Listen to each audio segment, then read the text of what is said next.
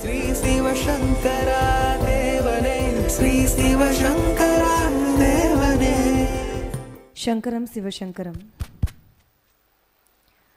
ராமேஸ்வரத்தில் உள்ள ராமநாத சுவாமி திருக்கோவிலின் உட்பிரகாரங்களில் 22 புனித தீர்த்தங்கள் கிணறுகள் வடிவில் இருக்கின்றன. கோவிலுக்கு அருகே உள்ள கடலில் அக்னி தீர்த்தம் இருக்கிறது.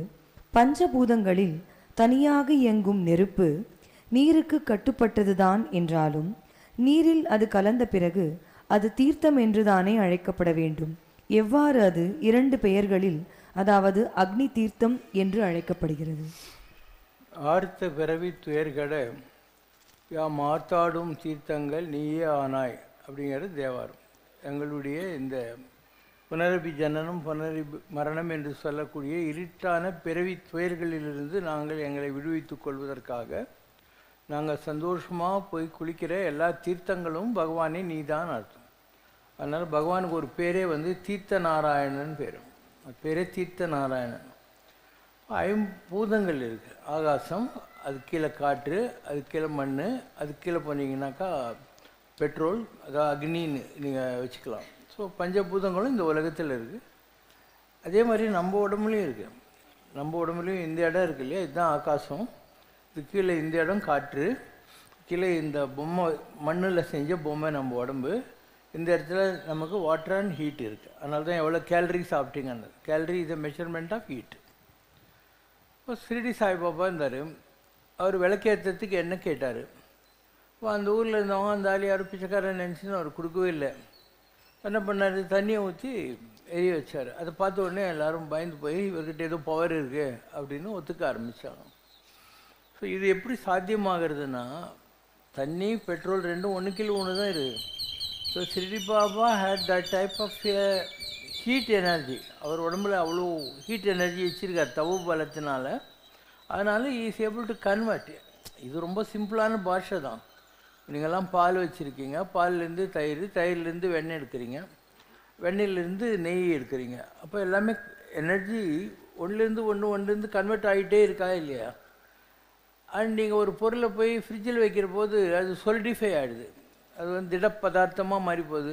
திருப்பியும் அதை வெயிலில் எடுத்து வச்சாக்கா திரவ பதார்த்தமாக மாறி போகுது. அதனால் உலகத்தில் எனர்ஜி இஸ் கான்ஸ்டன்ட் தான் லா ஆஃப் ஃபிசிக்ஸ். எதுவும் மாறுவது இல்லை.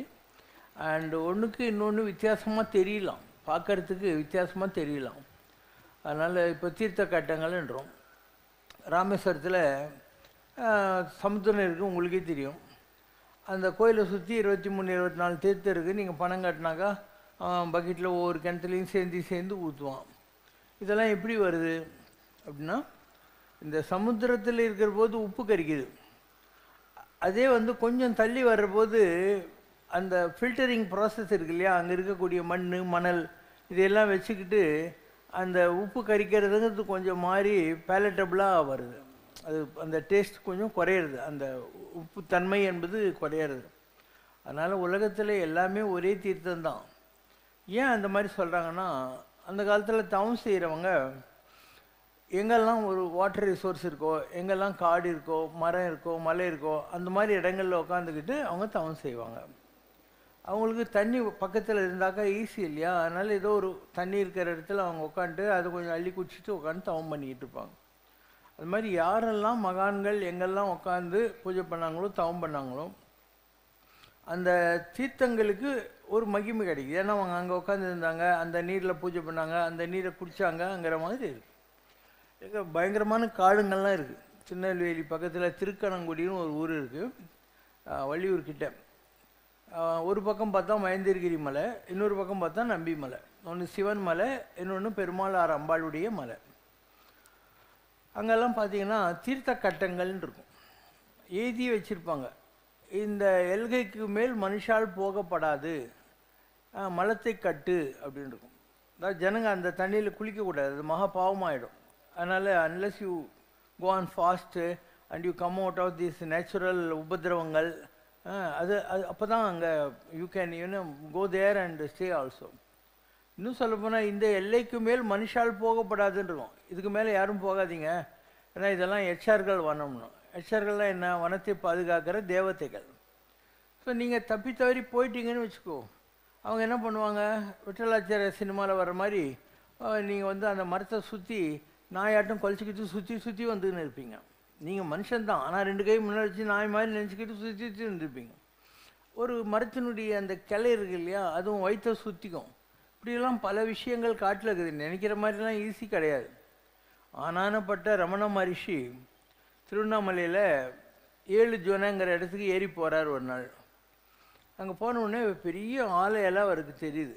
ஓஹோ, இந்த ஆலமரத்தினுடைய இலை இங்கே இருக்குன்னா இங்கே தான் இருக்கும், அந்த அருணாச்சலேஸ்வரர் தவம் பண்ணுற இடம் இங்கே தான் இருக்கணும்னு சொல்லி நினைக்கிறாரு. பக்கத்துலேருந்து ராட்சச வண்டுகள்லாம் வந்து அவர் அப்படியே குத்தி உடம்பெல்லாம் முள்ளாக ஆகிப்போகுது. இவர் சரி நமக்கு உத்தரவாகலைன்னு சொல்லி இறங்கி வந்துடுறார். அவர்கிட்ட 2 பேர் இருக்கிறாங்க, அண்ணாமலைன்னு ஒருத்தர், குஞ்சுசாமின்னு ஒருத்தர். அவங்ககிட்ட இவர் சொல்கிறார், இந்த இடம் பார்த்துட்டேன் நான், ஆனால் நமக்கு உத்தரவாகலை அப்படின்னு. இவங்க ரொம்ப அறிவாளின்னு நினச்சி மறுநாள் காத்தால் கட்டு சாதம் கட்டின்னு அந்த இடத்துக்கு போய் சேர்ந்துடுறாங்க. போன உடனே இப்போ நான் சொல்கிற மாதிரிலாம் நடக்குது. ஒரு ஆள் கண்ணு தெரியாமல் போயிடுது, ஒரு ஆள் நாயாட்டம் அந்த இடத்த சுற்றி சுற்றி வர ஆரம்பிக்கிறான்.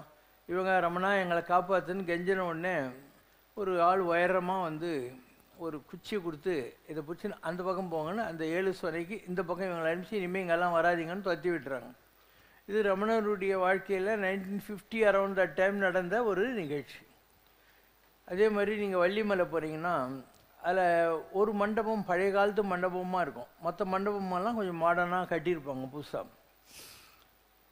அந்த மண்டபம் ஏன் அப்படியே விட்டாங்கன்னா, வள்ளிமலைக்கு திருப்பணி செஞ்சது கிருபானந்த வாரியார் சுவாமிகள். அவர்கிட்ட ஒருத்தர் ஓடி வர்றார், சாமி ஒரு மேஸ்திரி வந்து மயக்கம் போட்டு கீழே வந்துட்டான் அப்படின்னு. இவர் போய் பார்க்குறாரு, தண்ணி தெளித்து அவனை எழுப்புறார் திருநூறு கொடுத்து. என்னான்னு, உள்ளே ஒரு விளக்கு எரிஞ்சிட்டு இருக்குது சாமி, யாரோ ஒரு ஆள் எலும்பு கூடாட்டம் உட்காந்து தவம் பண்ணிகிட்டு இருக்காரு அப்படின்னா. இப்போ சரி இந்த இடத்த தொட வேணாம் அப்படின்னு சொல்லி மூடிட சொல்கிறாரு. ஏன் அப்படி பண்ணுறாரு, இந்த உலகத்தில் ஜனங்களுக்கு நல்லது செய்யணும்னு நினைக்கிற யாரோ ஒருத்தர் என்ன பண்ணுவாங்கன்னா, அந்த மாதிரி ஜனங்க படியேறி போகிற இடத்துல உக்காந்துக்குவாங்க. அண்ட் அவர் தலைமையில் யாரெல்லாம் போகிறாங்களோ அவங்களுக்கெல்லாம் நல்லது நடக்கணுங்கிற ஒரு சங்கல்பம் அவங்களுக்கு இருக்கும். இந்த மாதிரி கோயில் கோபுரங்களில் போய் உட்காந்துக்குவாங்க, கோயில் சிலைகளில் போய் உட்காந்துக்குவாங்க. இது எல்லாமே வந்து ஜனங்களுடைய நன்மைக்காக அவர்கள் செய்கிற விஷயங்கள். இந்த மாதிரி நிறைய இடங்கள் நிறைய காடுகள்லாம் இருக்குது. அப்போ இந்த தீர்த்தங்கள் கூட அந்த மாதிரியான ஒரு விஷயங்கள் 2 விதமாக இருக்கலாம். ஒன்று, ஒரு முக்த ஆத்மாவாக இருக்கிறவங்க எங்களை தீர்த்தமாக மாற்றிடுன்னு கேட்பாங்க, என்ன ஒரு ஆறாக மாற்றிடு, இல்லை மலை மேலே இருக்கிற கோயிலாக மாற்றிடு, இப்படிலாம் கூட கேட்பாங்க. அவங்க தீர்த்தமாகிடுவாங்க. இப்படி பல விஷயங்கள் இருக்குது. இப்போது ராமர் வனவாசத்துக்காக அயோத்தியிலேருந்து கிளம்பி வராரு. அப்போது கங்கை தாய் இருக்கா இல்லையா, அவர் எந்திரிச்சு நின்று ராமரை பார்த்து கும்பிடலாம். ராமா, எல்லாரும் வந்து அவங்க பாவத்தை எங்கிட்ட விட்டு போகிறாங்கப்பா, என் பாவத்தை யார் கழிக்க போகிறாங்கன்னு நினச்சிட்டு இருந்தேன், இப்போ நீ குளித்ததுனால என் பாவமெல்லாம் போயிடுச்சுப்பா அப்படின்னுவோம். பாருளோர் பாதகம் என்னில் நீக்குவர். பாருளோர்னால் பூமியில் இருக்கிறவங்க, அவங்க செய்த தப்பு தண்டாவுடைய பாவங்கள் இருக்கு இல்லையா, அதை எங்கிட்ட கழிச்சிட்டு போகிறாங்க. பாருளோர் பாதகம் என்னில் நீக்குவர், யானும் அந்த தெற்று, நான் பண்ண தப்பு, மலையாள வார்த்தை தெற்றுன்னு நீங்கள் நினைக்கிறீங்களா, தமிழ் வார்த்தை அது தெற்றுன்ற மாதிரி. ஸோ நீங்கள் நிறைய வார்த்தைகளை பார்த்தீங்கன்னா உங்களுக்கு ஒன்றுமே புரியாது, எல்லாம் ஒரு லாங்குவேஜுக்கு இன்னொரு லாங்குவேஜுக்கு இன்டர் கனெக்ஷன்லாம் இருக்குது. யானும் அந்த தெற்று உன்னில் நீக்கின நோய்ந்தனன் என்றால், என் பாவத்தை நீ குளிச்சு இல்லைப்பா, அதனால என் பாவமெல்லாம் போயிடுச்சு, நான் உருப்பட்டுட்டேன் அப்படின்னு சொல்லி கங்கை தாய் சொல்கிற மாதிரி ஒரு காட்சி வரும். அதனால் எல்லாத்துலேயும் ஏதோ ஒரு மகிமை இருக்குது. மலைகளில் மகிமை இருக்குது, தீர்த்தங்களில் மகிமை இருக்குது, இந்த மாதிரி என்ன சொல்கிறாங்க, அருவிகள், சுனைகள், ஊற்றுகள், எல்லா இடத்துலையும் ஏதோ ஒரு மகிமை இருக்குது. உலகத்தில் 2வது விஷயம் இல்லை, ஒரே தெய்வத்தன்மை. All the elements were so mixed up in him. When he walks, nature will itself rise up and say, here is a man அப்படின்னும். அவங்ககிட்ட பஞ்சபூதங்களும் ரொம்ப பெர்ஃபெக்டாக மேட்ச் ஆகியிருக்கான் உடம்புல. அப்படின்னா என்ன, ஆகாசம், அது கீழே காற்று, அதுக்கு கீழே இருக்கக்கூடிய தண்ணி அண்ட் ஹீட்டு, வயிற்றில் ஹீட்டு இருக்கு இல்லையா, அதனால தான் எவ்வளோ கேலரின்றது, மண்ணில் செஞ்ச பொம்மை. ஸோ எல்லார்கிட்டையும் எல்லாமும் இருக்குது. உங்கள்கிட்ட இருக்கிற மாதிரியே ஈரும்பு முதலாகி எல்லா ஜீவராசிகளையும் இருக்குது. ஸோ அண்டத்தில் உள்ளதெல்லாம் பிண்டத்தில் உள்ளது. அண்டம்னா த மேக்ஸி, பிண்டம்னா த மினி, உடம்பு. அதில் இருக்கிறது இதில் இருக்குது. ஒரு அண்டா நிறைய பாயசம் பண்ணி ஒரு டம்ளரில் நீ பிடிச்சா கூட அதே டேஸ்ட்டு தானே இருக்கும். அந்த மாதிரி இந்த உலகத்தில் எல்லாமும் எல்லார்கிட்டையும் இருக்குது. சில பேர்கிட்ட சிலது தூக்கலாக இருக்கும். இப்போ பாயசம்னா என்ன, கொஞ்சம் ஏலக்காய், கொஞ்சம் பச்சை கற்பூரம், பால், முந்திரி, திராட்சை, சர்க்கரை இதெல்லாம் இருக்கும். இதெல்லாம் காமன். அதில் பைத்தம்பருப்பு தூக்கலாக இருந்தால் பைத்தம்பருப்பு பாயசம், கோதுமை பாயசம், அரிசி பாயசம், ஜவரிசி பாயசம், சேமியா பாயசம். மீதியெல்லாம் ஒன்று தானே, அந்த மெயின் இன்க்ரீடியன்ட் மாறும். அந்த மாதிரி இந்த உலகத்தில் நம்மலாம் இருக்கோம்னா நம்மக்கிட்ட ஏதோ ஒரு பவர் ஜாஸ்தியாக இருக்கும். ஆகாசம் சில பேர்கிட்ட ஜாஸ்தியாக இருக்கும். அவங்களுடைய சாவி எப்படி வரும்? ஏரோப்ளேன்லேயே செத்து போட்டார் கிருபானந்த வாரியார். ஏன்னா அவர் ஆகாச தத்துவத்தில் வந்தார். மாணிக்க வாசகர் வான் கலந்த மாணிக்க வாசகா அப்படின்வாங்க, வானத்தில் கலந்தார். பட்னத்தார் காற்றில் கலந்தவர், கூடக்குள்ள மூடி வைன்னு திருவத்தியூரில் சொல்லிட்டு 3வது தடவை காற்றுல கலந்து போயிட்டார். அவர் ஜோதியில் கலந்தவங்க இருக்கிறாங்க, ஞான சம்பந்த மூர்த்தி மாதிரி இருக்கிறவங்க. சீதா தேவி வந்து பூமிக்குள்ளே போனான், அவள் மண்ணிலிருந்து வந்தவன். ராமர் சரையு நதியில் போனார், அவர் தண்ணியிலேருந்து வந்தவர். அப்போ நமக்கு 5 எலிமெண்ட்ஸ் இருக்குது.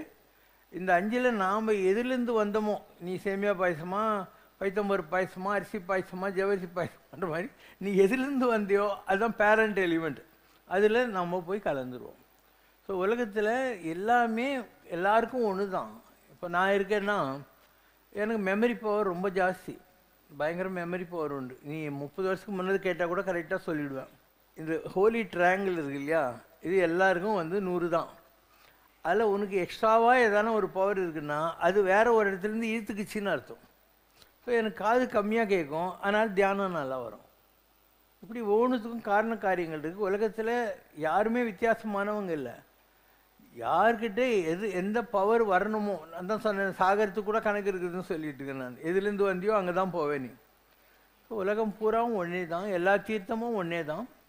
சில தீர்த்தங்களுக்கு அந்த இம்பார்ட்டன்ஸ் கிடைக்கிறதுக்கு காரணம் அங்கே யாரோ ஒரு மகான் யாரோ ஒடுங்கி இருப்பாங்க, அவங்க வரம் வாங்கின்னு கூட உட்காந்து இருப்பாங்க. இந்த இடத்துல நான் இருக்கணும் அப்படி மாதிரி வரம் வாங்கி உட்காந்துருப்பாங்க. சில நேரங்களில் இப்போது திருநெல்வேலி மாவட்டத்தில் சிவசைலம்னு ஒரு இடம் இருக்குது. அங்கே ஒரு மகான் உட்காந்து இருந்தார். அவருடைய சிஷ்யங்கள்லாம் நாங்கள் காசிக்கு போகிறோம், கங்கையில் குளிக்கிறோன்னாங்க. ஒரு சிஷ்யன் சொன்னான், நான் வந்து உங்கள் கூடயே இருந்து உங்களுக்கு கைங்கரியம் பண்ணுறேன் சாமின்ட்டான். எல்லோரும் என்றைக்கு கங்கையில் போய் குளிக்க போகிறாங்களோ அன்றைக்கி இந்த சிஷ்யனை கூப்பிட்டாரு. நீ எனக்காக இங்கே உக்காண்டிருக்கல நம்பிக்கையா அப்படின்னு சொல்லி தன் கமண்டலத்தில் ஒரு தட்டு தட்டுறாரு. இப்போ பூமியிலேருந்து கங்கை வருது. அவங்க கங்கைக்கு தான் போய் குளிக்கணும், ஆனால் இவர் இங்கே இருக்கிற இடத்துலையே வந்து அவருக்கு கங்கையை வர வச்சு கொடுத்தார், குருங்கிற மாதிரி இருக்கு. இப்படி நிறைய தடவை நடந்திருக்கு. சண்டிதாசன் ஒருத்தன் தான். அந்த சண்டிதாஸ் ரொம்ப பெரிய பக்தன். அண்டு அவன் வந்து என்ன பண்ணுவான், தன்னுடைய உபாசன தெய்வமாகிய அம்பாவை பூஜை பண்ணிகிட்டு இருப்பானா. யாரை வந்து கிண்டல் அடித்தான், இந்த களிமண் பொம்மெல்லாம் வச்சு பூஜை பண்ணிட்டு இருக்கேன்னு. இவன் என்னடா எங்கள் அம்மாவையா நீ களிமண் சொல்கிறேன்னு ஒரு பூவோட காம்பு எடுத்து குத்துறானா, அந்த களிமண் பொம்மையிலேருந்து அப்படியே ரத்தம் வருது. அந்த அளவுக்கெல்லாம் அந்த உபாசனையில் சக்ஸஸ் ஆன மகான்கள்லாம் இருக்காங்க. இப்படி எவ்வளோ விஷயங்கள் இருக்குது. ஸ்ரீதர் ஐயர் வாழ்னு ஒருத்தர், இங்கே தான் கும்பகோணம் பக்கத்தில். அவங்க வீட்டு கிணத்துலேயே கங்கையை வர வச்சார். இன்றைக்கும் அந்த இடத்துல போனால் நீங்கள் பார்க்கலாம். அந்த மாதிரி உலகம் பூரா ஒரு விஷயந்தான் இருக்குது. பட் உன்னுடைய ஸ்ரத்தா பக்தியை வச்சுக்கிட்டு சில அதிசயங்கள் வாழ்க்கையில் வரலாம். இல்லைன்னா உன்னை பொறுத்த மாத்திரம் ஏதோ ஒரு கிணறு, அவ்வளோதான், இது கூவம், இன்னொரு கிணறு இதுன்ற மாதிரி நீயா நினச்சிட்டு இருப்பேன். ஏன்னா உனக்கு இன்னும் அது அந்த ஹையஸ்ட் லெவலெல்லாம் மைண்டில் வரல, அதுக்குள்ளே பவரும் உங்கள்கிட்ட வரவே இல்லைன்றது. ஒரு பேப்பர் இருக்குது, பேப்பரை நீ வேணால் பிடிச்சிப்பாரு, ஒன்றும் ஆகாது. ஆனால் ஒரு லென்ஸ் வச்சா சூரியனுடைய ஒளிக்கரணங்கள் அந்த லென்ஸ் வழியாக குமிஞ்சி இந்த பேப்பரை பற்ற வச்சு ஒரு ஓட்டை வந்து அதை சுற்றி கொஞ்சம் கருப்பு படிமம்னுவாங்க, பிளாக் டிண்ட் கூட வருமா இல்லையா. அதனால் இந்த பற்ற வைக்கிற பவர் உங்கள்கிட்ட இருந்தால் இந்த உலகத்தில் இருக்கிற எந்த விஷயத்தை வேணாலையும் உன்னால் புரிஞ்சிக்க முடியும், உன்னால் சாதிக்க முடியும். இப்போ திருவண்ணாமலையில் ரமணருக்கு தரிசனம் கிடைக்கல இல்லையா, அவரே திரும்பி வந்துட்டு சொல்லிட்டாரு, சிஷ்யங்களுக்கும் கிடைக்கலங்கிறது. அது ஒன்றும் அங்கே இல்லாமல் இல்லை. ஆனால் சும்மா போய் ஜனங்க டிஸ்டர்ப் பண்ணக்கூடாதுன்றதுக்காக. இல்லைன்னா என்னாகும், இவனுக்கு ஏதோ ஒரு பெருமைக்காக நான் அங்கே போனேன் அதை பார்த்து வந்தால் தெரியுமா அப்படின்வான். அதுக்காக என்ன பண்ணுறாங்க, சில விஷயங்கள் மறைக்கப்படுகின்றன. வெளியிடப்படாத ரகசியம் இல்லை பைபிள்.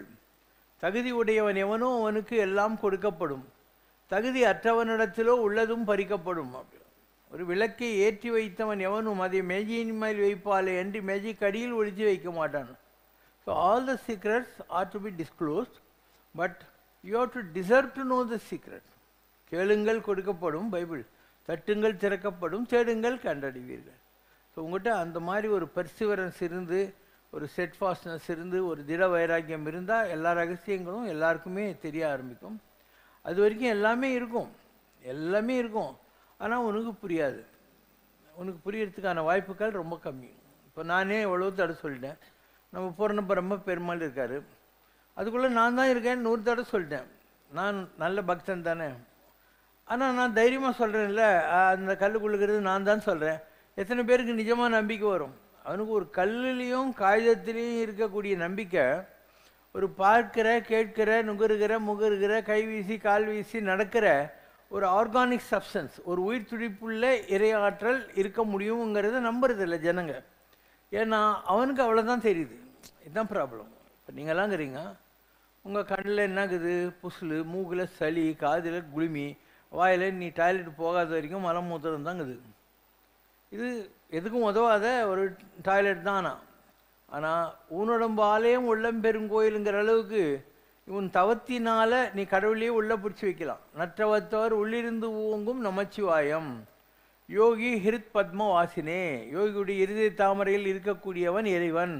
நல்ல தவம் செய்கிறவர்களுக்குள்ளே இருந்து அழல் உருவான அண்ணாமலையும், இல்லைனாக்கா ஒரு யக்ஞேச யக்ஞ மதுசூதன வாசுதேவ என்று சொல்லக்கூடிய நிலையில் நெருப்புக்கெல்லாம் அதிபதியாக இருக்கக்கூடிய வாசுதேவனும் வரலாம்.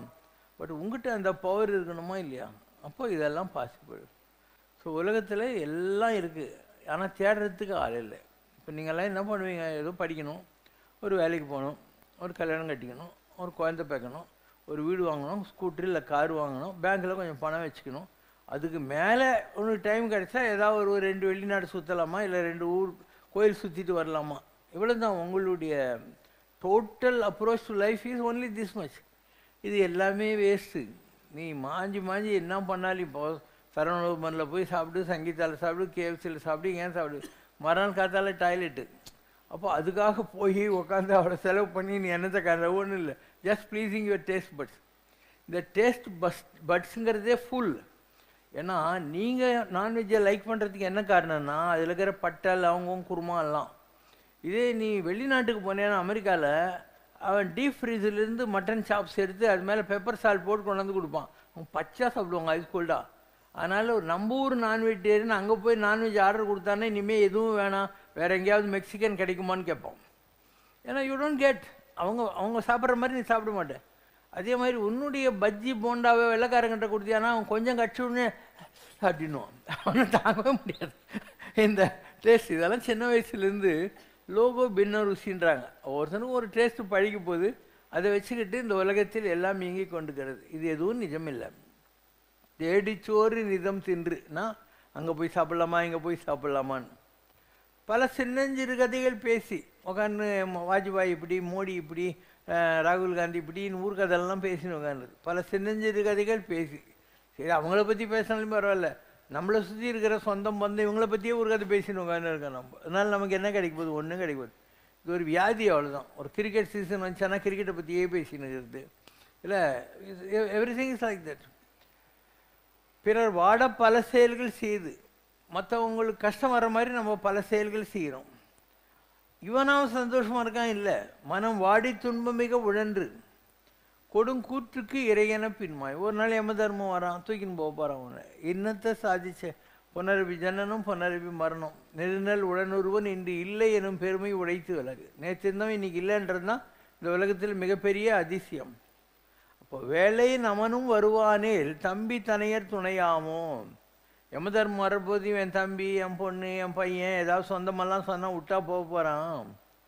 வேலை நமனும் வருவானேல் தம்பி தனையர் துணையாமோ. அப்போ என்ன பண்ணணும்? உம்பர் வரவும் திரு தணிகை மலைமேல் இருப்பார்க்கு தும்பக்குடலை எடுக்காமல் அவல வயிற்றை வளர்ப்பதற்கே அல்லும் பகலும் அலைகின்றேன், சிவகனியை சேர கருதுகிறேன். எப்போ பாரு இங்கே போய் சாப்பிட்றது, அங்கே போய் சாப்பிட்றது, விஸ்கி சாப்பிட்றது, தம் அடிக்கிறது, எல்லாம் இந்த உலகத்தில் இருக்கிற விஷயங்கள் எல்லாம் அலைஞ்சிட்டு இருக்கிறேனே தவிர சிவனுடைய பழமாகிய ஞானப்பழமாகிய முருகனை திருத்தணி மலை மேலே போய் கும்பிட்டு உருப்படலாம், தேவர்கள்லாம் கும்பிட்றாங்களே நானும் கும்பிட்டு உருப்படணுங்கிற எண்ணம் எனக்கு ஏன் வரமாட்டேங்கிறது அப்படின்னு அர்த்தம். அதனால் ப்ரியாரிட்டிஸ் இருக்குது லைஃப்பில். அந்த ப்ரியாரிட்டி ஜனங்களுக்கு தெரியாததுனால தான் ஒரு வீடு, காரு, ஸ்கூட்ரு, பேங்க் பேலன்ஸு, இதெல்லாம் ஒரு கிரெடிட் கார்டு வச்சுக்கிறது, இதெல்லாம் ரொம்ப பெரிய விஷயம்னு நினச்சிக்கிறாங்க. இதெல்லாம் ஒரு மண்ணாங்கட்டியும் கிடையாது. அந்த மாதிரி நீ ஆத்தென்டிக்காக புரிஞ்சிக்கிற காலம் வந்தால் நீ ஞானி ஆகிட்டுன்னு அர்த்தம். அது வரைக்கும் நீ அஜ்ஞானி. ஒரு ஹஸ்பண்டுன்னு தான் அந்த காலத்துலலாம் வந்து நிறைய கல்யாணம் பண்ணிக்கலாம். அதனால் அவருக்கு 3 ஒய்ஃப் இருந்தாங்க. அவன் காசி யாத்திரை போகிறேன்னான். உனக்கு என்ன வேணும்னா, எனக்கு காசி பட்டுப்புடவை ஒன்று வாங்கி வந்துடுங்கன்னு ஒரு பொண்டாட்டி. இன்னொருத்தி காசி அல்வா வாங்கி வந்துடுங்கண்ணா. 3வது எனக்கு ஒன்றும் வேணாங்க, நீங்கள் நல்லபடியாக போயிட்டு வந்துட்டா போகிறோங்க அப்படின்னா. காசிக்கு போயிட்டு திரும்பி வந்தான். அல்வா கேட்டவளுக்கு அல்வா கொடுத்துட்டான். பனாரஸ் பட்டு கேட்டவளுக்கு பட்டு கொடுத்துட்டான். 3வது பொண்டாட்டி தோல் மேலே கை போட்டுன்னு வா போகலான்னு. மொத்தம் 2 பேர் கேட்டாங்க. என்ன அப்படின்னாங்க. நீ அல்வா கேட்டால் அல்வா கொடுத்தேன், புடவை கேட்டால் புடவை கொடுத்தேன், அவள் தான் நீங்கள் நல்லபடியாக வாங்கினா அதனால் அவள் கொடுப்பாரு. ஆனால் கடவுள்கிட்ட நீ கார் கேட்டால் கார் கொடுத்துருவாரு, எது கேட்டால் கொடுத்துருவாரு. அவரை கேட்கறதுக்கு தான் இந்த உலகத்தில் ஆளே கிடையாது. கடவுளை எத்தனை பேர் கேட்குறாங்க சொல்லு பார்க்கலாம். நீ உன்னுடைய ப்ரேயரையும் நீ அனலைஸ் பண்ணி பார்த்தியானா, கடவுள்கிட்ட ஏதோ ஒரு விஷ் ஃபுல்ஃபில்லிங் ட்ரீ இல்லை ஒரு ஏடிஎம் மாதிரி யூஸ் பண்ணுறீங்களே தவிர கடவுளை, இந்த உலகத்தையெல்லாம் படைச்சிருக்கிற கடவுள் உன்னையும் என்னையும் எல்லாரையும் படைத்த கடவுள்கிட்ட போய் இந்த ஒன்றைனா விஷயமா கேட்பாங்க. கேட்டால் கிடைக்கும். நான் கேட்டேன், எனக்கு கிடைச்சிது. நீ கேட்கவே இல்லை, உனக்கு கிடைக்கலன்னா நான் என்ன பண்ண முடியும்? இது நான் கிடைக்கும். ஆனால் தேடுங்கள் கண்டடிவீர்கள்லாம் நான் சின்ன வயசுலேருந்து தேடிக்கிட்டு இருந்தேன். நான் வந்து கோயம்புத்தூரில் பெரியநாயக்கம்பாளையம் ராமகிருஷ்ண மிஷனில் படிச்சுட்டு இருந்தேன். அப்போ மற்ற பசங்க கூடலாம் படுத்துக்கவே மாட்டேன். வாட்டர் டேங்க் மேலே ஏறி படுத்துன்னு ஆகாசில் மயில் மேலே முருகர் போயின்றிருக்காருன்னு சொல்லிட்டு அந்த மாதிரி ஒரு மென்டல். வில்லேஜுக்கு நான் வந்தேன்னா வந்து இந்த சிவராத்திரிலாம் வரும், வைகுண்ட ஏகாதசிலாம் வரும். அன்றைக்கி நானே வந்து கார்ட்டூன்லேயே வந்து ஞானப்பழம் கதை, கைலாசத்தில் சிவன் பார்வதி உட்காந்துக்கிறாங்க, மாம்பழம் உலகத்தை சுற்றி வர்றதா ஒரு முன்னையும் சுற்றி வர்றதா, அந்த கதைலாம் எழுதி எல்லா பசங்களுக்கும் அந்த காலத்துலலாம் வந்து கார்பன் தான், ஜெராக்ஸ் கூட வரல, எல்லாருக்கும் அதெல்லாம் கொடுத்து எல்லோரும் நைட்லாம் முழுக்கி வைக்கிறது. விடுமுறை வேதாகம பள்ளின்னு இருந்தது, விபிஎஸ்ன்னுவாங்க. அங்கே போய் பைபிளில் பரீட்சை வைப்பாங்க, சர்டிஃபிகேட்லாம் கொடுப்பாங்க. ஸோ ஒரு 6-7 பரீட்சை பைபிளில் நான் பாஸ் பண்ணியிருக்கிறேன். அதுக்கப்புறம் துல்கா காலேஜில் படித்ததுனால இஸ்லாம் மதத்தை பற்றியும் நல்லாவே தெரியும், இஸ்லாமிய காலேஜில் படித்ததுனால. இப்படி எல்லாத்த பற்றியும் சின்ன வயசுலேருந்து கற்றுக்கினேன் நான். கல்வியெல்லாம் கற்பித்தாய், நின்பால் நேயம் காண வைத்தாய். எதுக்காக? என் ஓதிய கல்வியும் எம்மறிவும் தாமே பெற வேலவர் தந்ததினால். முருகருக்கு தேவைப்பட்டுச்சு. அதனால் சின்ன வயசுலேருந்தே இதெல்லாம் ஒரு டேலண்ட், எது தேவையோ நான் செஞ்சிட்ருக்கிற வேலைக்கு அதெல்லாம் கடவுள் கிட்டேருந்து கிடைச்சது. எல்லாருக்கும் கிடைக்கும். But I was very odd. நீ யோசனை பண்ண பார்க்கலாம், ஒரு 8ஆம் கிளாஸ் படிக்கிற பையன் மற்ற பசங்க கூட படுத்துக்காமல் வாட்டர் டேங்க் மேலே படுத்துன்னு முருகர் நினைப்பானா? ட்ரெயினில் வர்றபோது முருகர் உங்க கூட வந்து நினைக்கிறாருன்னு நினைப்பானா? யோசனை பண்ணி இதெல்லாம் நான் பண்ணியிருக்கேன், எனக்கே சிரிப்பாக இருக்குது, இதெல்லாம் இப்படி பண்ண அப்படிங்கிற மாதிரி ஏதோ இருந்தது. குலவித்தை கல்லாமல் பாகம் படும்னுவாங்க. தானாகவே இதெல்லாம் கிடச்சிது. அதுக்கப்புறம் எத்தனையோ விதமான அனுபவங்கள். ஆனால் நான் கடவுளை மாத்திரம் எப்பயும் விட்டதில்லை. வாழ்க்கையில் எல்லா நல்லதையும் பார்த்துருக்கேன், எல்லா கெட்டதும் பார்த்துருக்கேன். ஆனால் கடவுளை மறந்ததே கிடையாது எப்பயுமே. ஒரு 1968 எங்கள் அப்பா எனக்கு லெட்டர் போட்டார். எங்கள் ஊர் வடார்காடு மாவட்டம், காவலூர் கீழே ஆலங்காயம்னு ஒரு வில்லேஜ். அவர் லெட்டர் போட்டார், நான் இந்த மாதிரி சபரிமலைக்கு போக போகிறேன் அப்படின்னு. எனக்கு சபரிமலை பற்றி ஒன்றுமே தெரியாது. நான் அவருக்கு லெட்டர் எழுதுகிறேன், உங்களுக்கு வயசாகிடுச்சு, நீங்கள் சபரிமலைலாம் போகிறது கஷ்டன்றாங்க, வேணாம் அப்படின்னு எழுதிட்டேன். மறந்தேன். நான் ஒரு கம்பெனியில் வேலை செஞ்சுருந்தேன். அப்போ அந்த கம்பெனி வேலையாக திருச்சிக்கு போயிட்டு அஜிந்தா ஹோட்டலில் தங்கிட்டு நைட்டு ஏதோ ஒரு கோச், வீடியோ கோச்சு இது ஏறி வந்துக்கின்னே இருக்கேன். அந்த பஸ்ஸு ஆக்சிடெண்ட் ஆகி போகுது.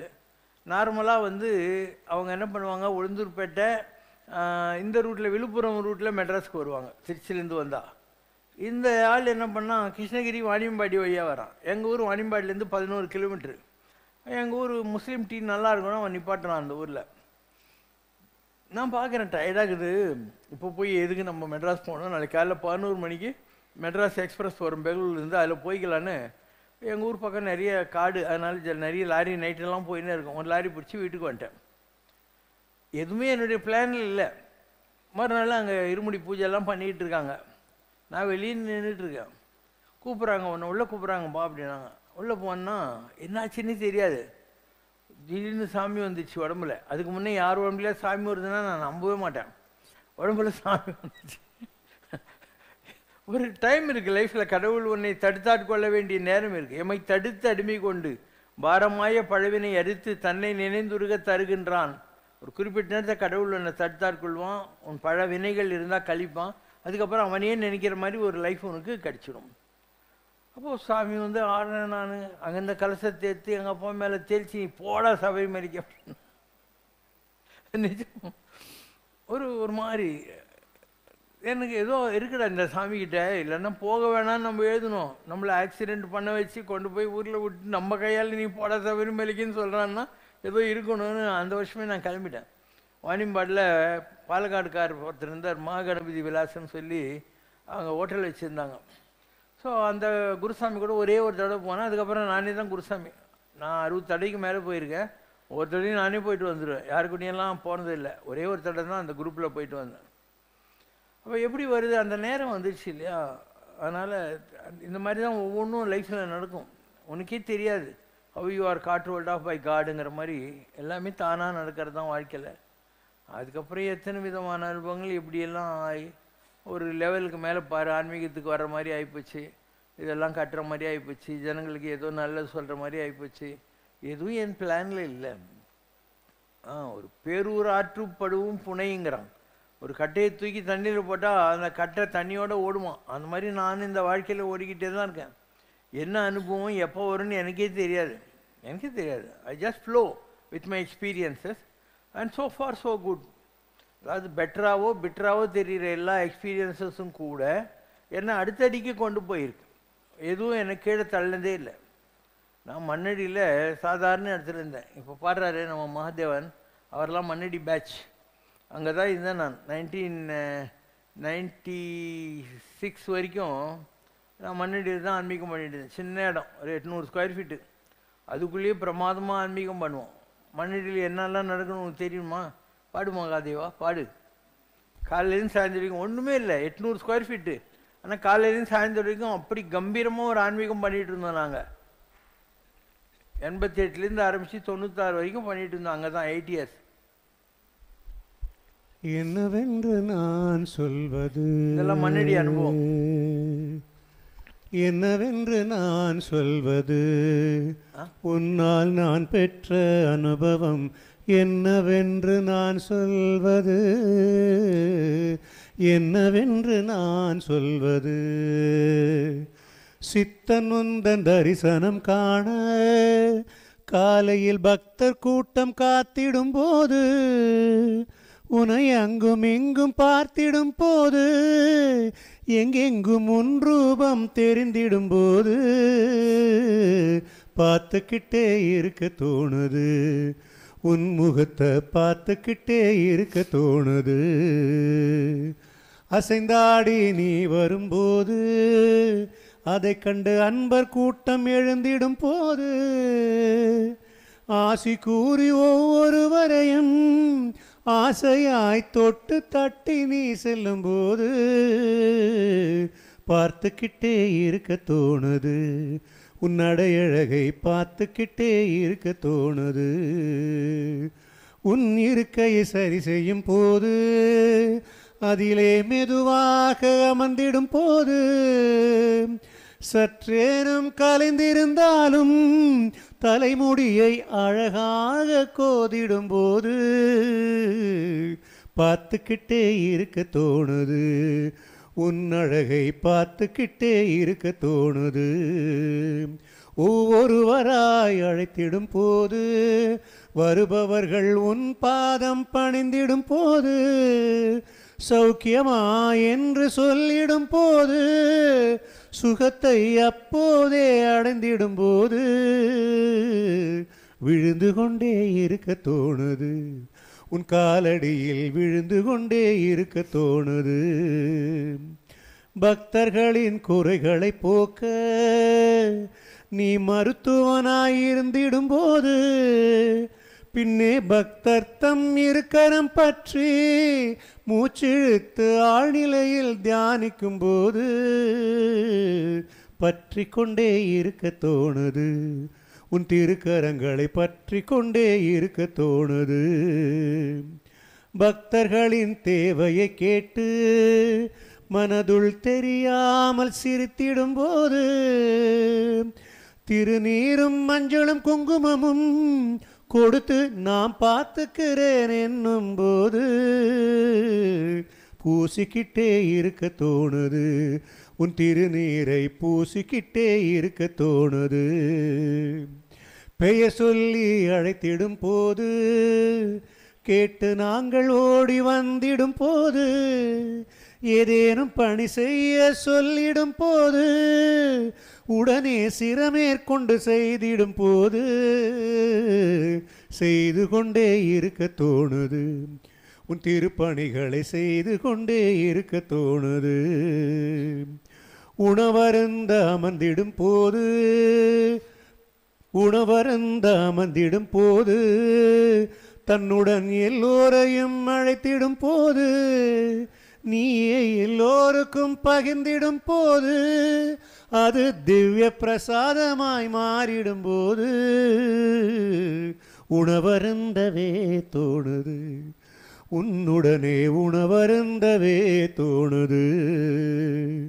ஓய்வாக அமர்ந்திடும் போது, ஒவ்வொரு கதையாக பேசிடும் போது, குறும்பாக பேசிடும் போது, உடனே வெடிச்சிரிப்பு சிரித்திடும் போது, பேசிக்கிட்டே இருக்க தோணுது, கதை கதையாய் பேசிக்கிட்டே இருக்க தோணுது.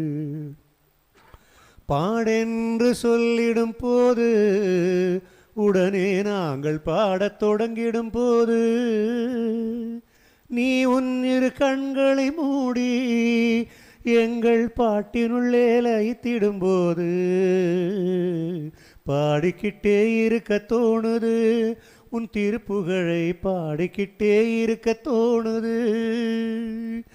அந்தி நேரம் நெருங்கிடும் போது, அன்பர் கூட்டமெல்லாம் சென்றிடும் போது, அலை போல் எங்கள் மனம் கொதித்திடும் போது, அழுகை அழுகையாக வந்திடும் போது, உன்னுடனே இருக்க தோணுது, அல்லும் பகலும் உன்னுடனே இருக்க தோணுது. தரிசனம்தான் முடிந்திடும் முன்னே நீ தனியாக அழைத்திடும் போது, தாய் போல அணைத்திடும் போது, ஆனந்தத்தில் கண்ணீர் துளிகள் பேர்த்திடும் போது, ஆனந்தமே அடைய தோணுது, உன்னால் பெரும் ஆனந்தமே அடைய தோணுது. இருக்கை விட்டு எழுந்திடும் போது, மெதுவாய் எல்லோரையும் தொடுகின்ற போது, சிரித்து போய் வருகிறேன் என்னும் போது, திரும்பி பாராமல் போய்விடும் போது,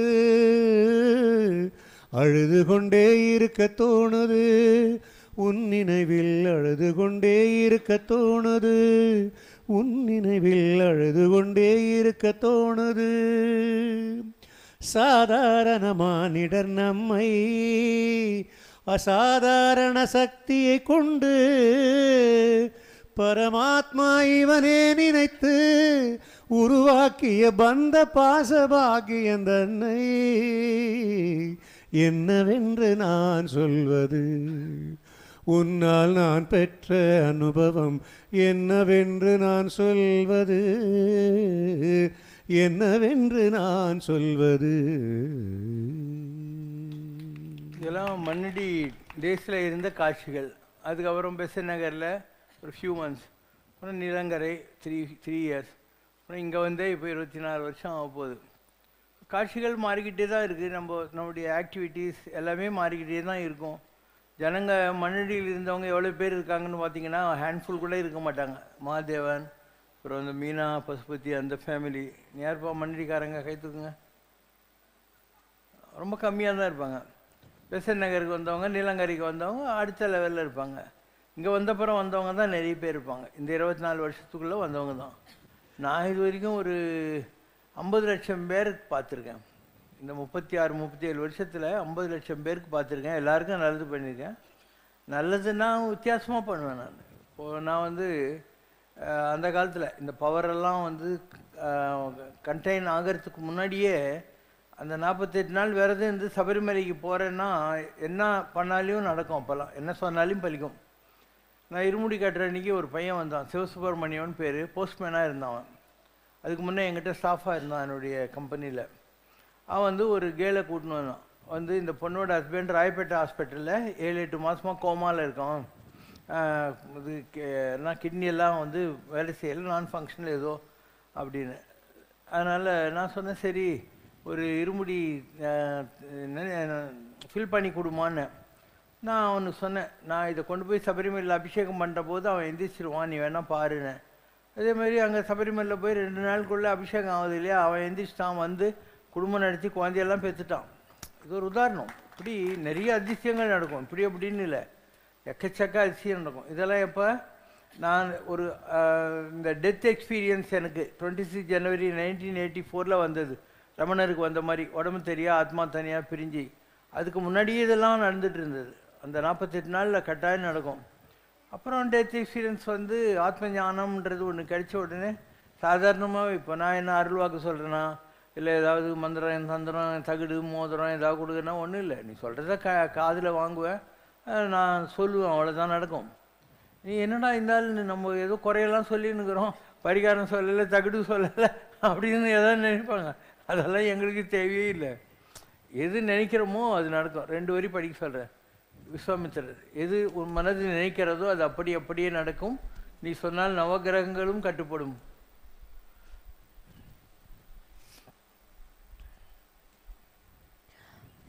எண்ணிய எண்ணம் தானும் எண்ணியது போல் தான் நடக்க, இவன் தானும் அவன் வினையை ஏந்துவான் கண்டாய். பகையாளியாம் ஆதித்தன் தலத்திருக்க நவகோளும் அமர்ந்த வண்ணமே விளங்கும் அப்பா சிவா, தன் பணியை ஆற்ற ஒண்ணாது தடுத்திடும். யாராவது நம்மக்கிட்ட வந்து நம்ம சங்கல்பம் பண்ணினா அவன் ஜாதகத்தில் எப்படி கிரகங்கள் இருந்தாலும் அதெல்லாம் வந்து ஸ்டாண்ட் ஸ்டில் ஆகிடும். அவன் அதுக்கு மேலே அது கொடுமைப்படுத்தாது அப்படின்னு அர்த்தம். தீயோரும் நல்லோரும் இருவினையால் தாம் பிரிய, தீயோரை தான் தடுத்து அவர் தம்மை நல்லோராக ஆக்கிடும் ஆற்றும் வேலை இவன் தன் வேலை. எனக்கு கடவுள் கொடுத்த வேலை என்னென்னா, இந்த உலகத்தில் கெட்டவங்க நல்லவங்க 2 பேர் இருப்பாங்க. பார்க்கடலில் கடைஞ்சா அதில் அழகால விஷமும் வரும், அமிர்தமும் வரும். அந்த அழகால விஷத்தை சிவன் குடித்தாதான் இந்த உலகம் உருப்படும். அந்த மாதிரி யாருக்கோ ஒருத்தருக்கு இந்த கர்மாக்களை ஏற்றுக்கலாம், ஆனால் அந்த கர்மா அவங்கள பாதிக்காது. அப்படி ஒரு வரம் இருக்கும். எல்லாருக்கும் கிடைக்காது, அந்த மாதிரி எல்லாருக்கும் கிடைக்காது. பூண்டி சாமியெல்லாம் இருந்தாங்க. அவர்கிட்ட யாராவது போயிட்டு, சாமி இந்த மாதிரி ப்ராப்ளம்னா யாரோ கூட்டு போய் சொன்னால் அவங்க கர்மா நீ வாங்கிக்குவா அப்படின்னாரு. ஸோ கர்மாங்கிறது அந்த மாதிரி தான், இன்னொருத்தன் வாங்க வேண்டியிருக்கும். முகலாய சாம்ராஜ்யத்தில் உமாயூனுக்கு உடம்பு சரியில்லாமல் சாக போகிறான். அப்போ அவன் ப்ரே பண்ணாக்கா அவனுக்கு சொல்கிறாங்க, அவன் கர்மாவை நீ வாங்கி நீ செத்து போ, அவனை வேணால் காப்பாற்றுறேன்னு. அவன் சரி என் பிள்ளை நல்லா இருக்கணும், பாபர் செத்து போட்டான் Humayun. 1-to-1 karma is possible. But எல்லாருடைய கர்மாவை மாற்றணும்னா அதுக்கு தனியாக அவர் பேசினாதர் இருந்தார். அவர் கண்ணு இல்லாதவனு கண்ணு கொடுக்குறாரு, முடவனை நடக்க வைக்கிறார், பேய் பிசாசு ஓட்டுறாரு, இவன் செத்தவனை கூட எழுப்புறாரு. அந்த கர்மாவெல்லாம் கழிக்கிறதுக்காக தான் அவர் சிலுவையில் போய் ரத்தம் சிந்த வேண்டியிருந்தது. பிகாஸ் உலகத்தின் பாவங்களை சுமந்து தீர்க்கிற தேவனுடைய ஆட்டுக்குட்டி இதோ வருகிறதுன்னு தான் ஜான் த பேப்டிஸ்ட் சொன்னது. அவருக்கு அந்த மாதிரி ஒரு போர்ட்ஃபோலியோ, எல்லாருடைய கர்மாவும் வாங்கிக்கணும், எல்லாருக்காகவும் அவர் சிலுவையில் போய் தன் உடலை பரித்தியாகம் செய்தாருங்கிற மாதிரி. இது ஒரு பெரிய சப்ஜெக்ட். இந்த கர்மா தியரி எப்படி ஒர்க் அவுட் ஆகுது. For every action there is an equal and opposite reaction. For every credit there is a corresponding debit. உலகத்தில் இதுதான் நீதி.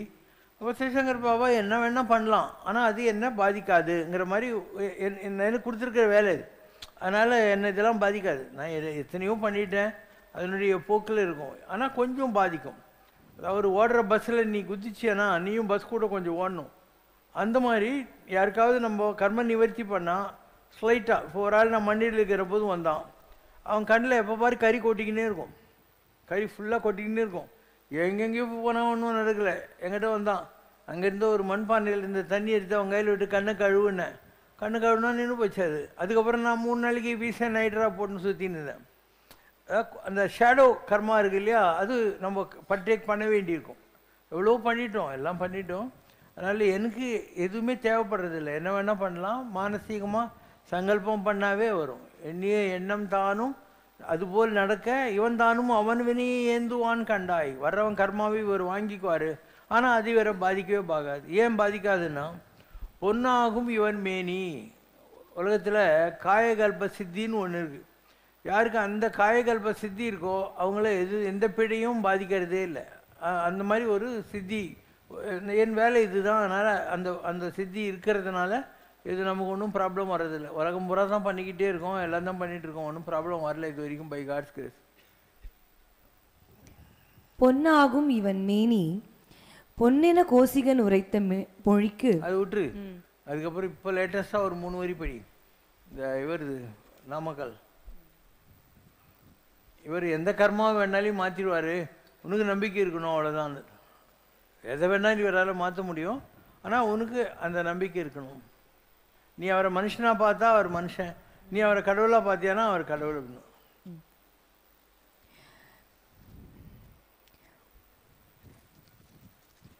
பிரசாதம்.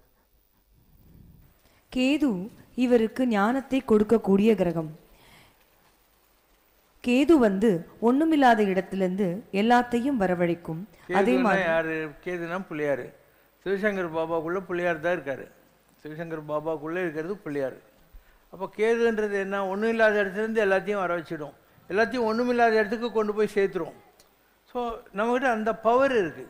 கேதுன்றது என்ன? எல்லா கடவுளும் சேர்ந்த ஒரு கடவுள். எல்லா கடவுளும் நீ எந்த பூஜை பண்ணணுன்னாலையும் பிள்ளையாருக்கு முதல்ல பூஜை பண்ணணும். ஆனால் மற்ற கடவுளை பூஜை பண்ணுறதுக்கு நீ பிள்ளையாரை பூஜை பண்ணணும். பிள்ளையாரை பூஜை பண்ணுறதுக்கு எந்த கடவுளையும் நீ கூப்பிட தேவையில்லை, அவர் டைரெக்டாகவே பண்ணிக்கலாம். அதே மாதிரி அவரை நீ மரத்தடியிலையும் உட்கார வச்சிடலாம், மண்ணுலேயும் பிடிக்கலாம், கோட்லேயும் பிடிக்கலாம். Doesn't make a difference him. அது ஒரு ஹையஸ்ட் லெவல். அதே மாதிரி ஒண்ணுமில்லாத இடத்திலிருந்து ஞானத்தையும் வரவழைக்கும் அந்த கேதுதான் இவர். இவர் பூஜை எல்லாம் பண்றதெல்லாம் அவருக்கே. கேது நீங்கெல்லாம் நினைச்சுட்டு இருக்கீங்க, நம்புறீங்க இல்லையா? அந்த கேதுன்றதே நான் தான். அப்போ கேதுக்கு எவ்வளோ பவர் இருக்கு. கேதுன்னா பிள்ளையாரு, உனக்கு அதில் டவுட்டே தேவையில்லை. கேதுன்னா பிள்ளையாரு. இவர் கோயில் கட்டியிருக்காரு, அது இது என்கிறாங்க. ஆனால் இந்த பூஜையெல்லாம் இவரையே இவர் அங்க உருவகப்படுத்தித்தான் செய்வாருங்கிறது தான் என் கணக்கு. இவரை பத்தி நம்ம ஆராய்ச்சி பண்ணக்கூடாது. கடவுளை பத்தி எங்க ஆராய்ச்சி பண்றது? கடவுள்கிட்ட போனா நம்ம விஷயத்தை சொல்லிட்டு நம்ம பக்குவமா வந்துடணும். அது மாதிரி தான் உங்க பாஸ். கேது ஞானத்தை கொடுக்கக்கூடியது. கேது ஒரு எம்டியானது. இவரைத்தான் கும்பிடுவார். இவருக்குள் பகவான் இதை செய்கிறார் அதை செய்கிறார் என்பதையெல்லாம் நான் நம்பலிங்க. அவர் என்ன வேணா செய்யலாம், ஆனால் பகவானுடைய அமைப்புக்குள்ளே இவர்தான் போறார்.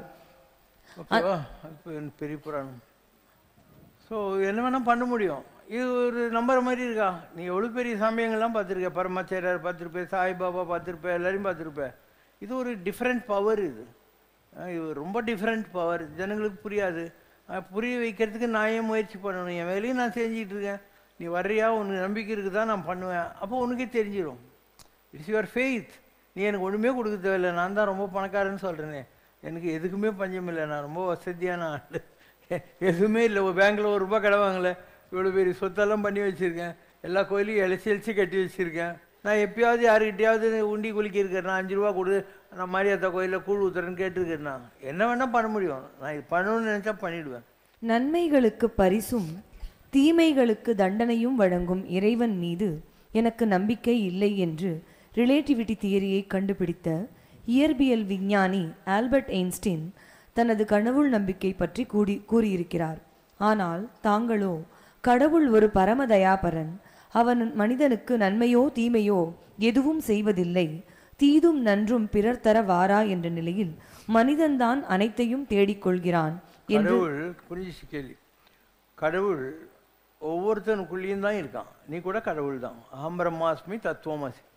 நான் கடவுள், நீயும் கடவுள். அகம் பிரம்மாஸ்மி தத்துவமசி தான் அல்டிமேட். அப்போ கடவுள் உங்கள்கிட்ட ரெண்டாக இருக்கார். ஒன்று அன்பு, இன்னொன்று அறிவு. ஸோ அன்புங்கிறது என்ன? எமோஷனல். அறிவுன்றது என்ன? ரேஷ்னல். இப்போ பாலையும் தண்ணியும் கலக்கி வச்சா பாலை மாத்திரம் எடுத்து தண்ணியை விட்டும் அன்னப்பட்சி. அதனால தான் ராமகிருஷ்ண மடத்தோட சிம்பலே அன்னப்பட்சி தான். அந்த மாதிரி கடவுள் உங்கள்கிட்ட அறிவு வடிவாக இருக்கார். இது நல்லது, இது கெட்டது அப்படின்னு உனக்கு புரிய வைக்கிறதுக்கு தான் அந்த அறிவு இருக்குது. அதே மாதிரி அன்பு இருக்குது. எறும்பு முதலாகிய எல்லா ஜீவராசிகளும் இருக்குது, உன் சொந்த பந்தங்கள்லாம் இருக்காங்க, எல்லாருக்கிட்டையும் நீ வெளிப்படுத்திக்கக்கூடிய ஒரு எமோஷனல் ரிலேஷன்ஷிப் இல்லையா, அதுதான் அன்புன்னு சொல்லக்கூடியது. இந்த ரெண்டையும் கடவுள் கொடுத்துருக்காரு. அப்போ உன்னுடைய ஆத்மா வந்து வண்டிக்காரன், உன்னுடைய வண்டி இருக்கு இல்லையா உடம்பு, இதுக்கு 2 மாடு, ஒன்று அறிவு ஒன்று அன்பு. நீ தான் அந்த 2 மாட்டையும் கரெக்டாக பண்ணி வாழ்க்கை பாதையில் போயிட்டே இருக்கணும்.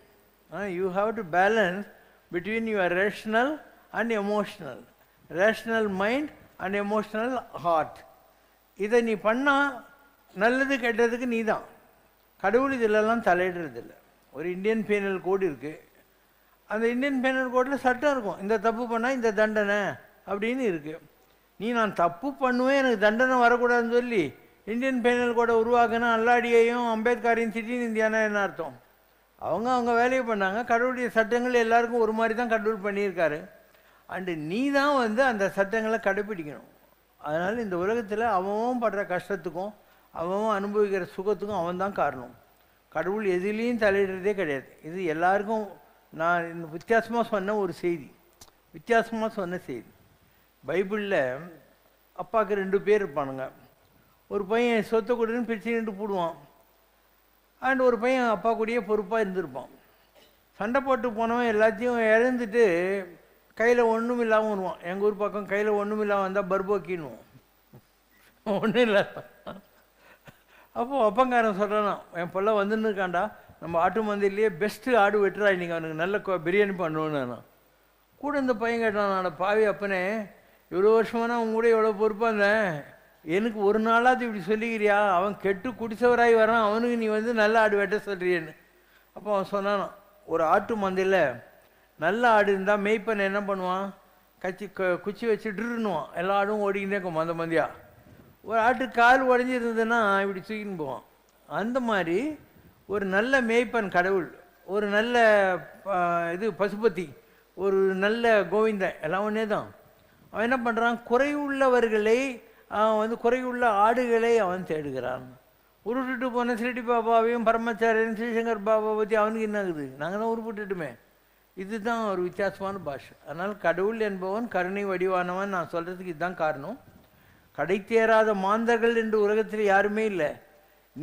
நான் வந்து உருப்பிடவே மாட்டேன்னு சத்தியம் பண்ணி சுற்றின்னு தான் உன்னை என்ன பண்ண முடியும். Your want not to do something இல்லையா. ஒரு விளக்கு இருக்குது, அதில் கை வச்சா சுடும். நீ கொளுத்து போய் வச்சுட்டு அதுக்கப்புறம் கை சுட்டுக்குன்னா பர்னர் போட்டு சுற்று 4 நாளைக்கு, அப்போ தான் அடுத்த தடவை நீ போக மாட்டேன் விளக்குக்கிட்ட. அதனால் கடவுள் ரொம்ப நல்லவன், தாய் சிறந்த தயான தத்துவன், பாலனிந்துட்டும் தாயினும் சால பரிந்து, பெற்ற தாயினும் ஆயின செய்யும் நலம் தரும் சொல்லி நான் கண்டு கொண்டேன் அது நாராயணா என்னும் நாமம். கடவுள் அண்டு ஜனங்களுக்கு கடவுளுடைய மகிமை தெரியாததுனால இவன் ஒரு ஊதுவத்தி காட்டு 1.5 கற்பூரம் காட்டு ஆயிருக்கு தட்டில் 5 ரூபா போட்டு வீட்டில் இருக்கிற 8 பேருக்கும் அர்ச்சனை பண்ண உடனே கடவுள் இவனுக்கு குலாமுன்னு நினச்சிக்கிறான். கடவுள் என்ன பிச்சைக்காரன், இந்த உலகத்தை பூரா படித்து சந்திரனையும் சூரியனையும் படிச்சிருக்கிற கடவுளுக்கு இவன் ஊதுவத்தி இல்லைன்னா அவன் செத்தா போடுவான். கடவுள் படைக்காதது என்ன இருக்குது இந்த உலகத்தில்? ஒரு ஆதிசங்கரர் இருக்கார், அவர் சிவனை பார்க்குறாரு.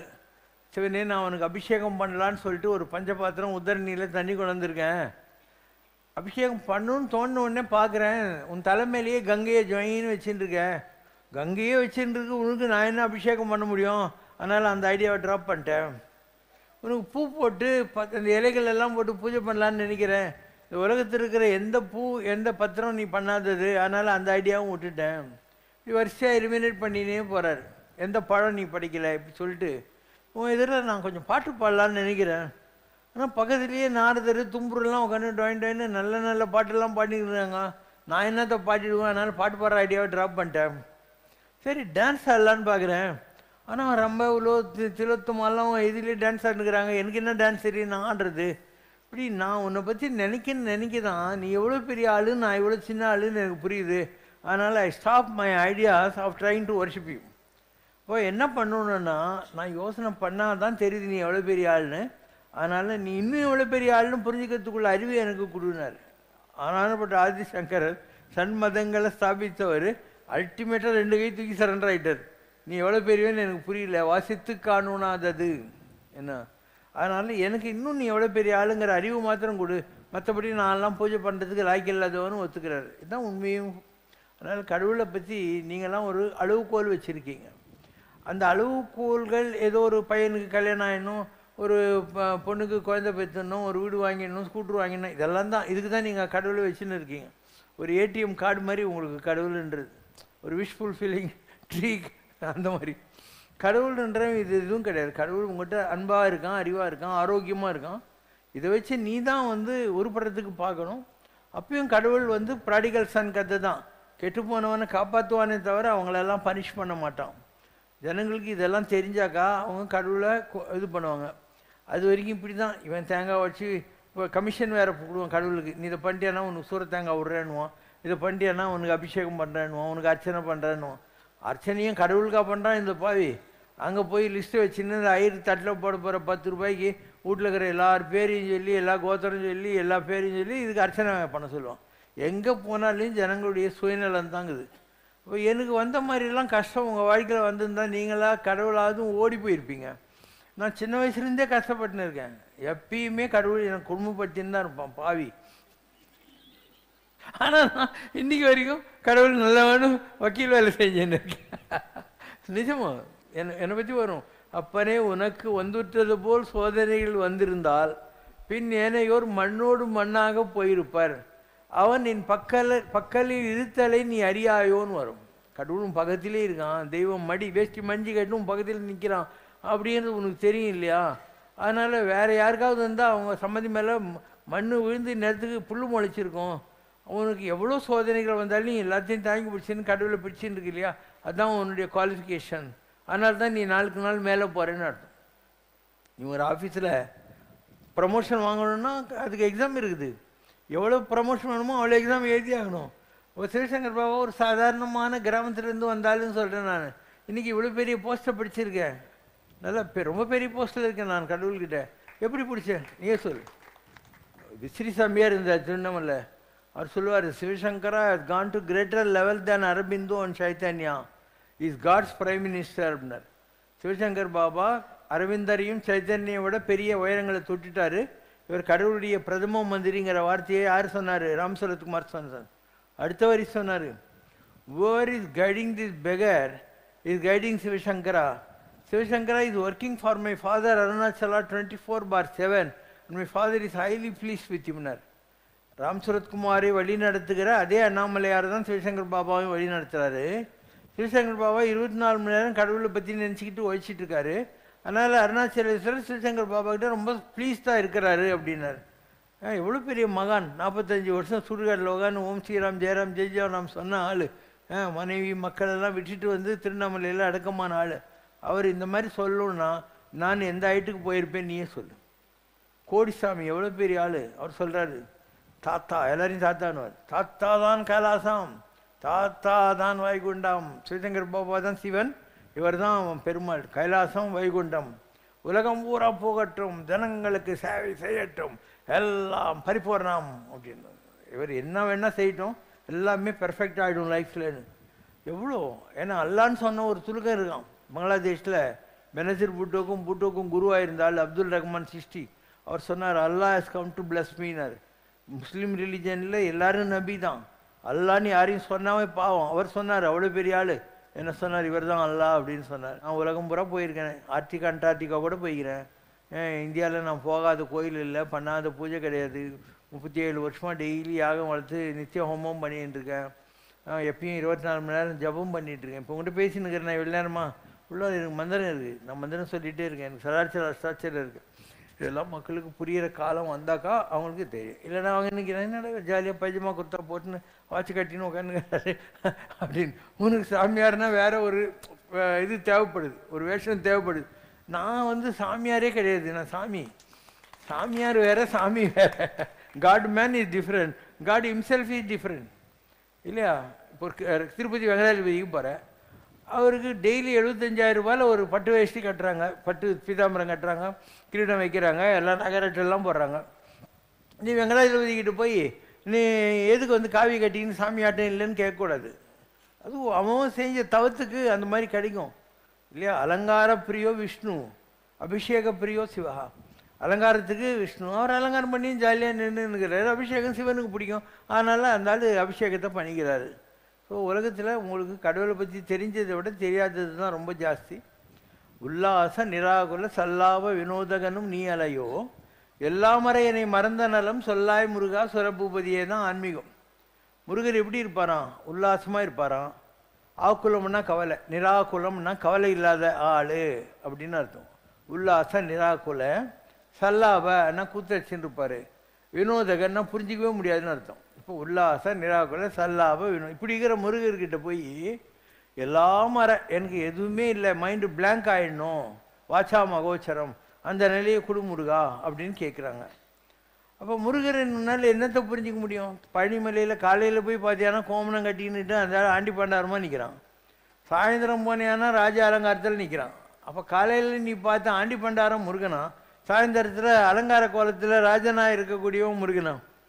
திருத்தணிக்கு போனால் வள்ளி கூட குடும்பம் நடத்தினுக்கிறான், திருப்பரங்குன்றம் போனால் தேவியான கூட குடும்பம் நடத்தினுக்கிறான். அப்போ பழனியில் பார்த்தா கொம்மனத்தாண்டி முருகனா, இல்லை வள்ளி தேவியான கூட திருப்பரங்குன்றத்திலையும் திருத்தணிலையும் குடும்பம் நடத்தினுக்கிறவன் முருகனா. சாது மாதிரி உட்காந்துக்கிட்டு அப்பனுக்கு பாடம் சொன்ன சுப்பனு சாமி மலையில் உபதேசம் கொடுத்துனுக்கிறார் சிவனுக்கு முருகன். திருச்செந்தூருக்கு போனேன்னாக்க சூரபத்மா கூட சண்டை கோழி மாரி சண்டை போட்டுன்னு உட்காந்துக்கிறார். அப்போ அவர் சாதுவா சண்டை கோழியா? நல்லா யோசனை பண்ணு. முருகன் ஞானி, ஞான பூதரத்து உச்சியில் இருக்கிறவன், ஞான பண்டித சாமி நமோ நம. அதனால் ஞானி என்பவன் எப்படி வேண்டுமென்றாலும் இருப்பான், எதுவாக வேண்டுமென்றாலும் இருப்பான். அவனை உன்னால் புரிஞ்சிக்கவே முடியாது. அதனால் சிவசங்கர் பாபாவை புரிந்து கொள்வது உனக்கு பாசிபிளே இல்லை. ஏன்னா நான் ஞானி. அதனால் நீ என்னை உன்னுடைய அளவுகோல்களை வச்சு எடை போட்டால் முடியாது. எக்கோலம் கொண்டால் என்ன, ஏது அவஸ்தை பட்டால் என்ன, முத்தன் மனம் இருக்கும் மோனத்தை. அவங்க எப்படி ட்ரெஸ் பண்ணியிருந்தா உனக்கு என்ன, எப்படி பேசுனா உனக்கு என்ன, அவங்க மைண்டு கடவுள்கிட்ட இருக்கான்னு பாரு. தயிர் குடத்தை எடுத்துன்னு ரோட்டில் ஒருத்தி போகிறா, தயிர் குடம் தலைமையில் இருக்குது, தயிர் அப்படின்னு கூப்பிடு உங்கள் கூட்டாண்ட வந்து நிற்கிறாளா இல்லையா? அது மாதிரி எங்கள் மைண்டு கடவுள்கிட்ட இருக்குது. உலகத்தில் நான் அவங்களுக்கு போண்டா கொடுத்தியா, இவங்களுக்கு இது பண்ணியா, பாட்டு பண்ணேன்னு கேட்டுனது, அதை பற்றி உனக்கு என்ன, it's part of my work, my portfolio. So I do this work effortlessly. பழகிடுச்சு, அவ்வளோதான். ரெண்டையும் பேலன்ஸ் பண்ணுற வித்தியை நான் ஓவர் தி இயர்ஸ் மாஸ்டர் பண்ணிட்டேன். இதெல்லாம் மக்களுக்கு புரியாததுனால ரொம்ப சாதாரணமாக நினச்சிடுறாங்க.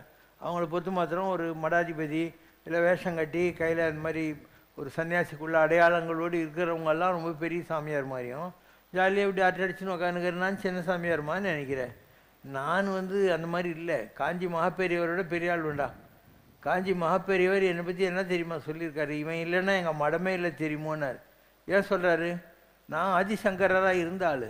ஆதிசங்கர் இல்லைனாக்கா சண்மதங்களும் கிடையாது, எல்லா சிருங்கேரியும் துவாரகா பீடமும் இதுவும் பூரி ஜெகநாதமும் காஞ்சி மடமும் கிடையவே கிடையாது. ஆதிசங்கர் தான் பண்ணார். அப்போ அவர் சொல்கிறார், இவன் இல்லைன்னா எங்கள் மடமே இல்லை தெரியுமோ அப்படின்றார். அப்போ பரமாச்சாரியரோட உனக்கு ஆன்மீகம் தெரியுமா? அவரே சொல்கிறார், இவன் ஆதிசங்கரன் தான், இவனால் தான் எங்கள் மடம்லாம் நல்லா இருக்குது அப்படின்னு சொல்கிறார். திருவண்ணாமலை சாமி சொல்கிறார், கோடிசாமி சொல்கிறார், சிவபிரகார் சித்தேவி சொல்கிறார், மாயம்மா சொல்கிறாங்க, கிருஷ்ணகிரிம்மா சொல்கிறார். எவ்வளோ மகான்கள்! அவங்களுக்கெல்லாம் தெரியாததா ஒரு சாதாரணமாக நம்மளை பற்றி புரிஞ்சுக்கினதா சொல்கிறவனுக்கு தெரியும். நீ சொல்லு, அவங்களாம் எவ்வளோ பெரிய ஜெயின்ஸ். அத்தனை பேரும் சொல்கிறாங்கன்னா விளையாட்டு கிடையாது. வரக்கூடிய காலத்தில் நீ தெரிந்து கொள்வாய். வரக்கூடிய காலம் ஒன்றும் இல்லை, ஒரு 7 மாதத்துக்குள்ளே மிகப்பெரிய நிலைகள் வரப்போகுது. இந்த உலகத்தில் யுத்தங்கள் வரப்போகுது, அழிவுகள் வரப்போகுது, வியாதிகள்லாம் வர ஆரம்பிச்சிடுச்சு. இப்பயே பாம்பேலாம் தண்ணியில் முழுகின்னு இருக்குது. பாம்பே தண்ணியில் முழுகின்னு இருக்குது தெரியுமா? மாதிரி உலகம் பூராவும் இயற்கையினுடைய உட்பாதங்கள்லாம் இருக்குது. அமெரிக்காவில் ஒரு 40% அமெரிக்கா முழுக போகுது.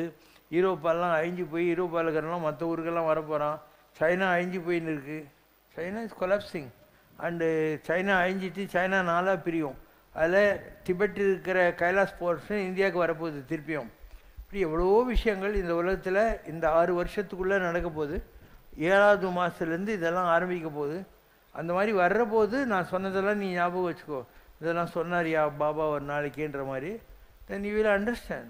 You will definitely understand that Baba knew everything, but he was just behaving like a normal personங்கிற மாதிரி. ஓகே, என்ன தெரிந்து விடும் உனக்கு, என்ன தெரிந்து விடும் சிவசங்கரனின் வழிமுறைகள் உனக்கு, என்ன தெரிந்து விடும், என்ன தெரிந்து விடும் உனக்கு, என்ன தெரிந்து விடும் சிவசங்கரனின் வழிமுறைகள் உனக்கு, என்ன தெரிந்து விடும்.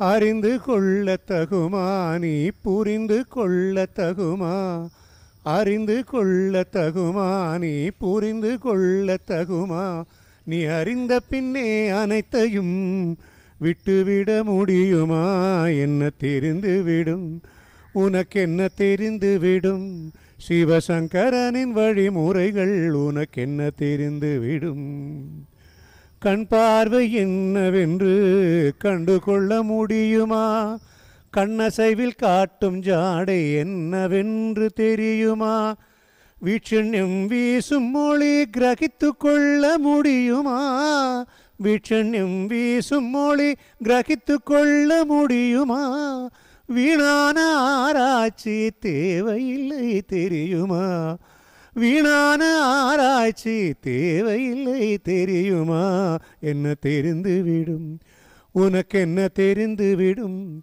சிவசங்கரனின் வழிமுறைகள் உனக்கென்ன தெரிந்துவிடும் கையசைத்து காட்டும் ஜாடை உன் கற்பனைக்கு புரியுமா கைமுத்திரைகள் உணர்த்தும் நிலை நம் நிலைக்கு தெரியுமா கரம் தரும் காந்த ஸ்பரிசம் நம் உடலும் உணருமா கரம் தரும் காந்த ஸ்பரிசம் நம் உடலும் உணருமா காரணத்திற்காத்திருக்க காலமில்லை தெரியுமா காரணத்திற்காத்திருக்க காலமில்லை தெரியுமா என்ன தெரிந்துவிடும் உனக்கென்ன தெரிந்துவிடும் சிவசங்கரனின் வழிமுறைகள் உனக்கென்ன தெரிந்துவிடும் தேவன் அவன் தேர்ந்தெழுந்து ஆடுவது தெரியுமா தேகாபிமானம் அழிந்த யோகம் என்று புரியுமா தேகமல்ல ஆடுவது தேவன் என்று தெரியுமா தேகமல்ல ஆடுவது தேவன் என்று தெரியுமா இன்னும் தேராத அறிவினாலே தெரிந்து கொள்ள முடியுமா தேராத அறிவினாலே தெரிந்து கொள்ள முடியுமா என்ன தெரிந்துவிடும் உனக்கென்ன தெரிந்துவிடும் சிவசங்கரனின் வழிமுறைகள் உனக்கென்ன தெரிந்துவிடும் சிவசங்கரனின் வழிமுறைகள் உனக்கென்ன தெரிந்துவிடும்